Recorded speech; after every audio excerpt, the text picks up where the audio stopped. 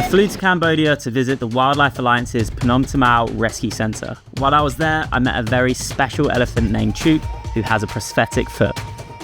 I also got the chance to go behind the scenes at their wildlife nursery, where I spent time with some incredibly playful lesser apes and monkeys. Who's that?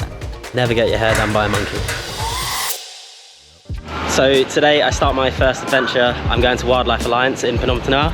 It's about 40 kilometers away from here and the bus is ready to take me, so let's do this. I'm super excited. We have a really cool day planned. We're going to go see Chook, the elephant. We're going to go see some tigers, some sunbears, givens, reptiles maybe, birds, who knows. But it's going to be a really, really good day.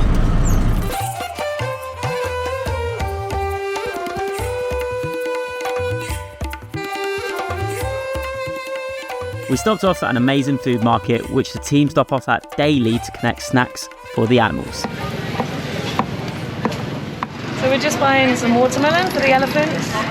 They love the watermelon. They don't get it in their normal diet, so it really is a treat for them when we come on the tour.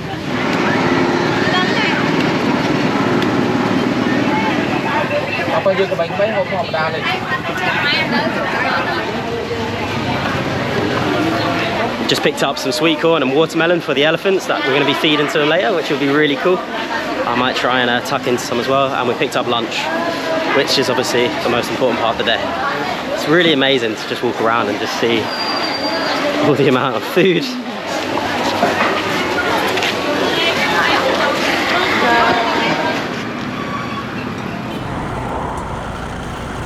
So we just stopped off on the way to Phnom Thmao, to the Wildlife Alliance, because we're picking up some lotus seeds, which is the fruit where my finger is right now, and these are for the macaques, which is pretty cool, and we're going to be feeding them later. I've never seen this before. Do you want to try? I can try it? Yeah. Oh cool, yeah, please. So you pop out like this, and that's the seed, and then squeeze out the middle bit, and you eat that bit. You eat that. Good? So tasty. Lotus seed. And this bit here, I can eat. Oh, it's like, literally like a peanut. Yeah. It's really good. Juicier. Oh wow.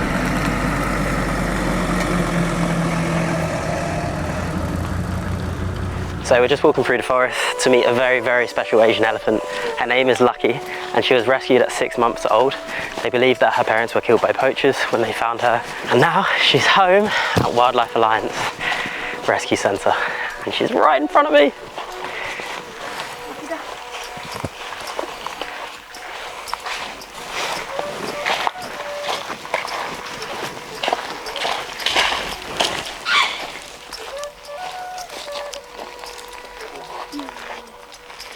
Hey Lucky, how you doing?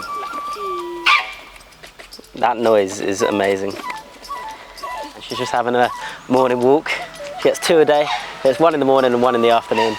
And she pretty much just free roams around the forest around me in here.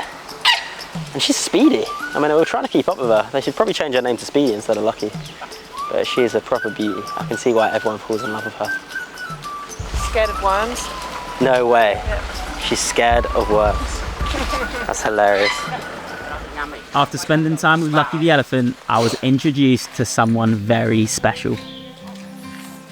Right now we are at the elephant compound, and after that we will meet that boy. His name Chook. Chook holds quite a special place in my heart because our zoo donates the funds for his boot every year.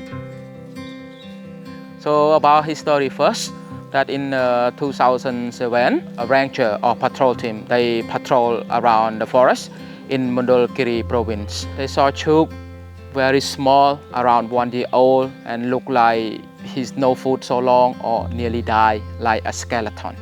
When they check around his body, they assume that this boy lost the bottom of his foot to a hunting snare. But when he broke the snare, he broke it, but he cut circulation off as well. After 10 days, we brought Chook in here. The wound infected, so couldn't keep it, couldn't treat it, so that they need to amputate. So they amputate around 20 centimeters. So after they remove it, we need to wait for the wound heal up. So around 1.5 years after, when the wound completely healed, so that we let Chook and Lucky share and closer together. So Lucky and Chook go outside together, walking or roaming around the park, but the Chook is lose the bottom of his foot, so it's difficult for him to walk or run. So he walk like limping way or hop like that. It's so difficult for him. So the school came in here and made the prosthesis, you will see after that, and made for Chook. So that when they put the shoe on for Chook, Chook can walk and run again.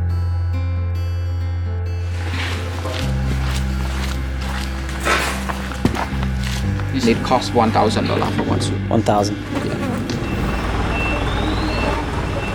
Very heavy. Yeah. Right next to me is a prosthetic foot for Chook the Asian elephant here at Wildlife Alliance. And he pretty much, through training, puts his foot straight in like so, and then they Velcro it up just like this, and he's able to walk and run around, which is just epic. So repeat this size. Obviously Chook is still growing.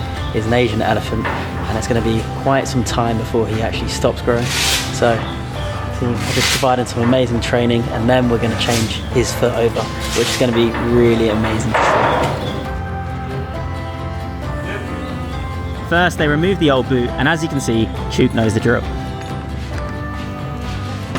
The trainer uses a clicker to signal to Chook that he's performed a desired behaviour. The sound is immediately followed by a reward such as a treat or praise. They give the foot a good clean, apply the sock, and Chook steps into his new prosthetic foot. It's velcroed up and voila. He's given fruit as a reward and shakes his head to thank the team.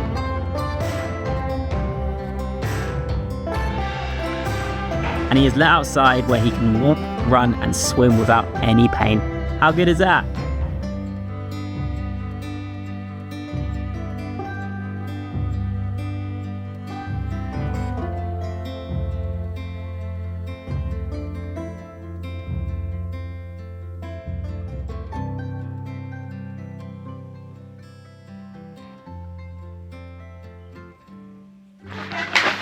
So we're halfway through the day and lunch is ready. So we got coconuts, Lok lak, fried beef, cauliflower, noodle, and noodle, steamed rice. Ooh. Spoiled. Yeah. Cheers. Yes. Chul moi. So behind me is the wildlife nursery that is operated by the Wildlife Alliance here at Phnom Thmao Wildlife Rescue Centre, and it is absolutely incredible. This is where a lot of the rescued orphans come in, and it is so sad at the same time, but it's amazing to see the work that they're doing to protect species that come in across Cambodia. And they have a host of gibbons, they have macaques, they have bird species, they have an otter as well.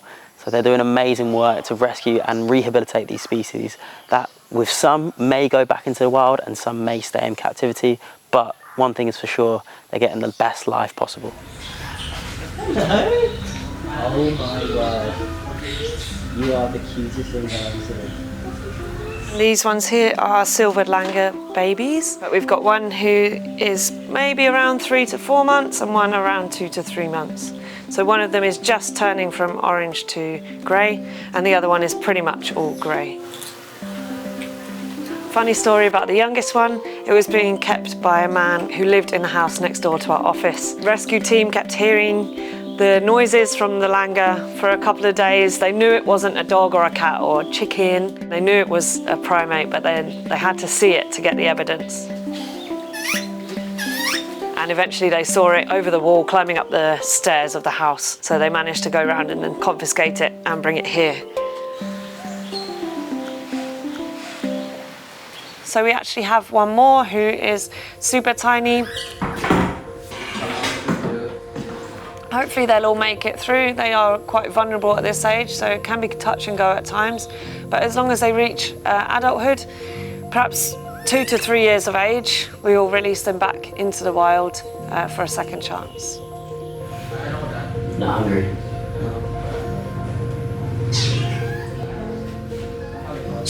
Hi. At the moment, we've got a lot of primates. We've got pig-tailed macaques, long-tailed macaques, and also pileated gibbons. But these enclosures are multifunctional, so any species we need to, we can adapt these enclosures, and that's really, really important. Being a rescue centre means we can be prepared for any species that comes in. The macaques, usually we can release them quite easily. The long-term macaques, they usually live around humans anyway, at temples, Angkor Wat, for example. Unfortunately, with the pileated gibbons, because of the intensity of care that they required when they arrived, we won't be able to release them back into the wild because they're going to be too imprinted on humans. But we can do our best to give them the best home here in captivity as well for as long as they live.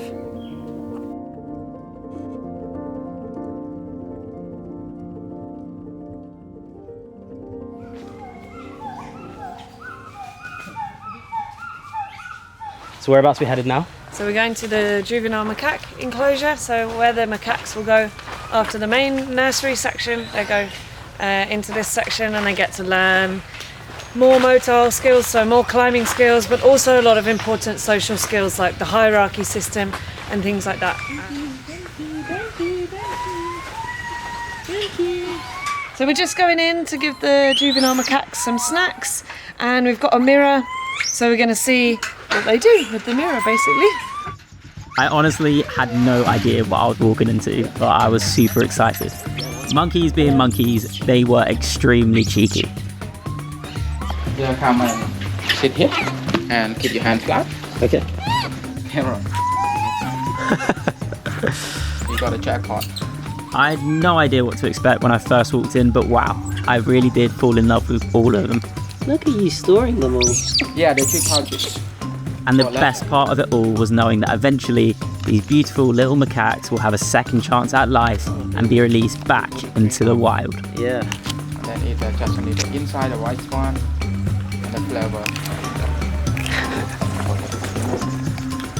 Look at this. Okay, and the time for feeding. Mirror enrichment is a great form of enrichment, especially for monkeys, including these macaques right in front of me. And they're just trying to work out what exactly is going on. You can see they're trying to pull it up, having a look around the back. I think they like a good look at their own reflection, that's for sure, some of them. You're a bit vain, aren't you? You've sat there for a while.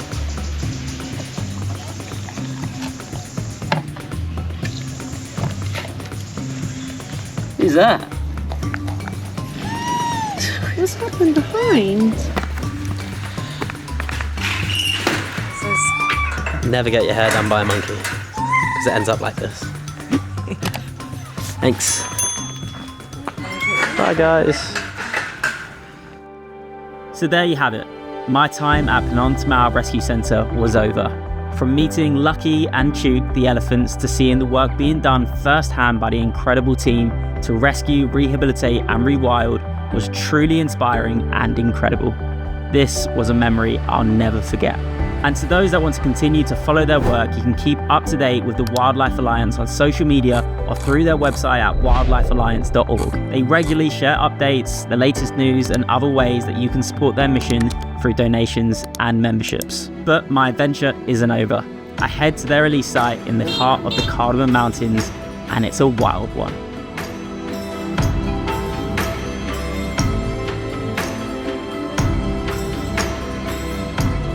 The team are just simply amazing.